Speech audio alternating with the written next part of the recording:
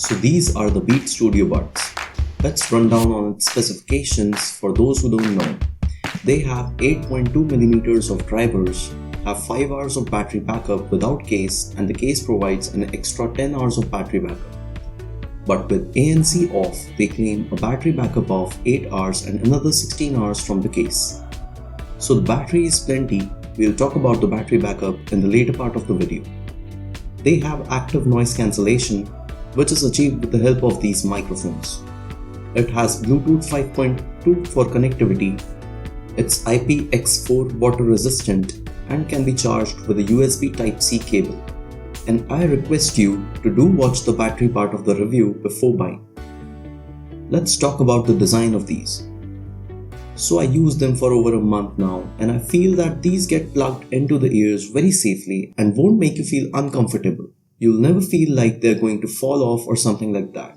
But yes, you cannot wear them and put your head sideways into the pillow because they come out of the ear ever so slightly. Besides that, they are very good as far as fit is concerned. It comes with standard 3 sizes of silicone rubber tips, and chances are one of them will work for you. These earphones have physical buttons. Each can be mapped to different functions like enabling Siri, Google Assistant, or changing the sound modes, or changing the track. I did not find a way to change the volume though, which is a drawback. The case is small enough to easily carry in even the small pocket of your jeans and is made with good quality plastic, although I feel the hinge is a bit fragile. It might not be, but it feels like.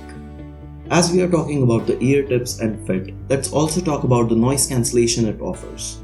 So in my opinion, the active noise cancellation works best for the monotonous noises like fan, airplane's engine, etc.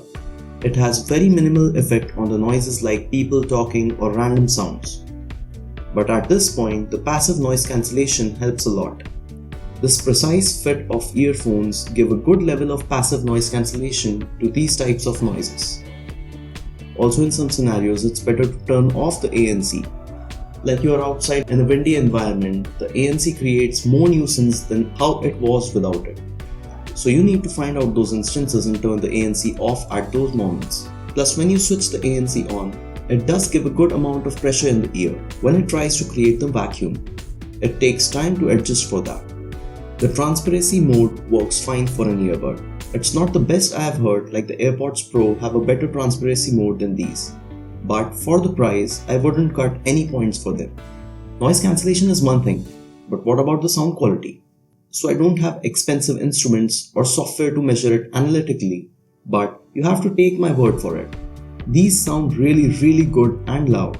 So in comparison to the AirPods Pro, they might be technically a bit lower ranked, but I really like the sound profile.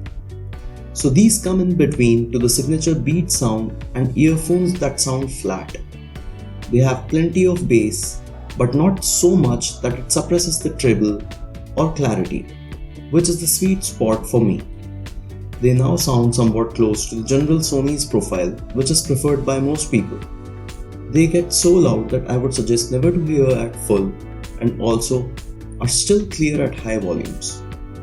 I have been using these to take calls for almost a month now and nobody complained about my voice when using it, so probably they sound good. When I compared, they had a similar level of microphone quality as Galaxy Buds 2. You won't find these microphones problematic, they just work fine. Now I have some thoughts about the battery backup of these. They give decent battery backup of around 4 hours of listening with ANC on, which is in the same ballpark as other in-ear buds.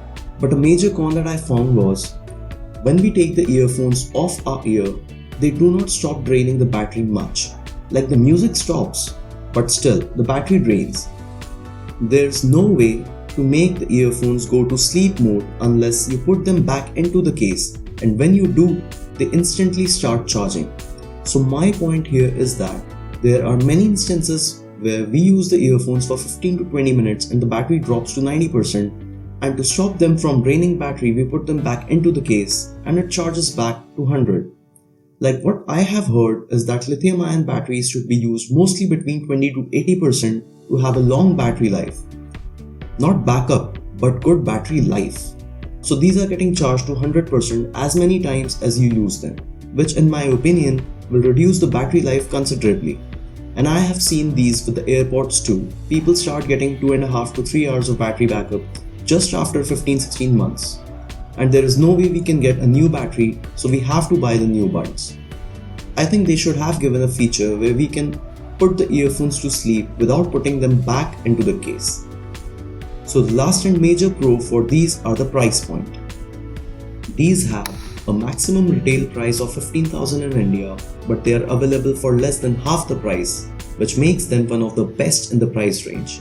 Like they are available for about 7,000 in India and $80 in the US.